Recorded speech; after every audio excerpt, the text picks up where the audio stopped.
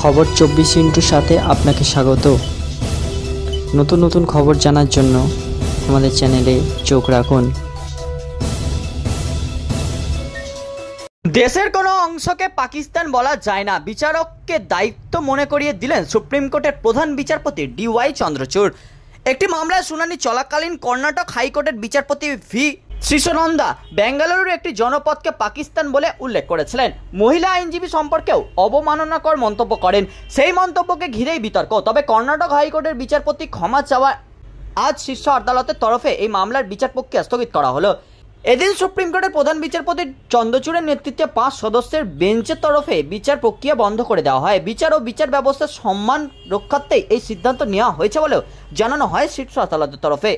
Social মিডিয়ায় বিচারপতির মন্তব্যের ভিত্তিতে দায়ের হওয়া জনস্বার্থ মামলার শুনানিতে এদিন প্রধান বিচারপতি চন্দ্রচূড় বলেন, দেশের কোনো ভূখণ্ডকে পাকিস্তান বলা যায় না, এটি দেশের আঞ্চলিক অখণ্ডতার বিরোধিতা।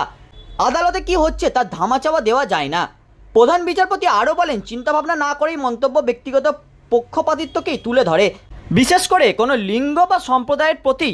তাই এই ধরনের বিভাজনমূলক অবমাননাকর মন্তব্য করার বিষয়ে সতর্ক থাকা উচিত। নির্দিষ্ট লিঙ্গ বা সম্প্রদায়ের প্রতি যে পর্যবেক্ষণ রাখা হয়েছে তা নিয়ে আমরা উদ্বিগ্ন। আমরা আশা করি বা বিশ্বাস করি যে কোনো পক্ষপাত ছাড়াই সতর্কভাবে দায়িত্ব পালন করবেন স্টেক হোল্ডাররা। ব্যুরো রিপোর্ট, খবর 24/7।